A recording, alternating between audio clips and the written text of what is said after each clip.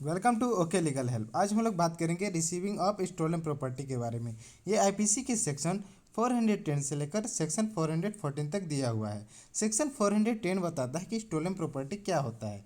वो property stolen property कहलाएगी जब जिसका पोजीशन थेफ्ट, एक्सटॉर्शन, रोबरी द्वारा ट्रांसफ़र किया गया हो, ठीक, या फिर क्रिमिनली मिस अप्रोप्रिएटेड प्रॉपर्टी हो, या फिर क्रिमिनल ब्रीच ऑफ ट्रस्ट द्वारा जो प्रॉपर्टी हो उसका जब ट्रांसफ़र होता है उसको क्या बोलते हैं, स्टोलन प्रॉपर्टी है।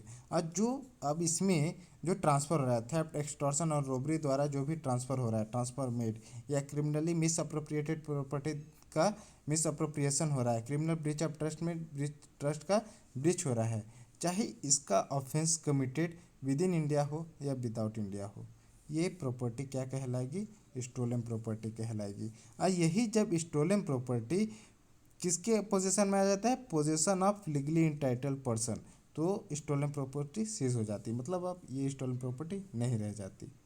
सेक्शन 411 बात करता है dishonestly receiving stolen property.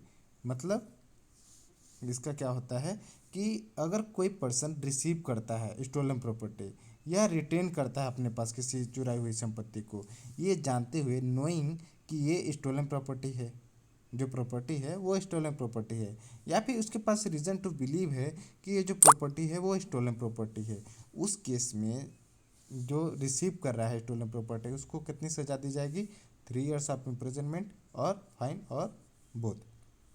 Section 412 बात करता है dishonestly receiving property stolen in the commission of dacoity. मतलब उस प्रॉपर्टी को रिसीव करना जो किस समय पर चुराई गई थी, डकैती कमिट करके चुराई गई थी। मतलब अगर कोई पर्सन रिसीव करता है और रिटेन करता है स्टोलन प्रॉपर्टी को नोइंग कि वो स्टोलन प्रॉपर्टी है, रीज़न टू बिलीव भी है कि वो स्टोलन प्रॉपर्टी है, और उसके पास नॉलेज और रीज़न टू बिलीव दोनों है कि ये जो ट्रांसफ़र प्रॉपर्टी की ट्रांसफ़र हुआ है वो किस समय पे हुआ है, वाइल कमीशन ऑफ डेकोइटी, ठीक, या फिर उसके डिसऑनेस्टली रिसीव करता है, इस प्रॉपर्टी को डिसऑनेस्टली रिसीव करता है नोइंग और रीज़न टू बिलीव है कि ये जो प्रॉपर्टी है वो किसको बिलोंग करती है, गैंग ऑफ डेकोइट्स को बिलोंग करती है, उसकी प्रॉपर्टी है, तो डिसऑनेस्टली रिसीव करता है, फिर भी क्या है इस सेक्शन के अंदर वो ऑफेंस कहलाएगा।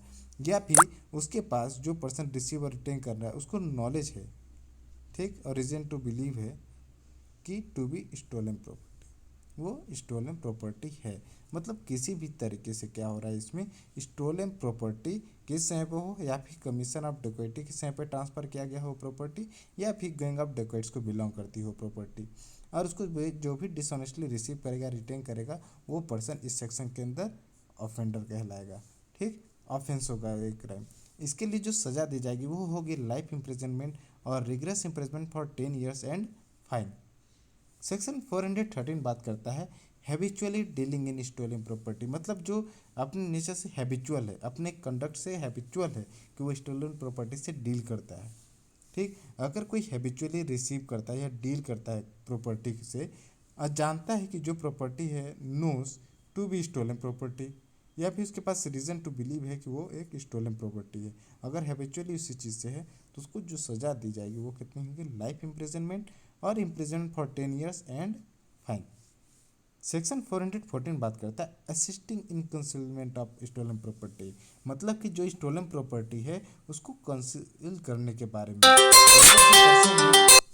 उसको पता है जो स्टोलन प्रॉपर्टी है, पता है पर्सन को जो भी एग्जिस्ट कर रहा है नोस और रीज़न टू बिलीव है कि प्रॉपर्टी क्या है, स्टोलन प्रॉपर्टी है, फिर भी जानते हुए वो क्या करता है, कंसील करता है, डिस्पोज करने में मदद करता है, या फिर मेकिंग अवे प्रॉपर्टी करता है। इस चीज़ में जब वॉलंटरी एग्जिस्ट करता है ये इस सेक्शन के अंदर क्या कहलाएगा, ऑफेंस कहलाएगा। उसको जितनी सज़ा दी जाएगी वो कितना होगा, 3 years ऑफ इम्प्रिजनमेंट और फाइन और बोथ। ये होता है आपका रिसीविंग ऑफ स्टोलन प्रॉपर्टी के बारे में। हम लोग मिलते हैं नेक्स्ट लेक्चर में। Most welcome to okay legal help.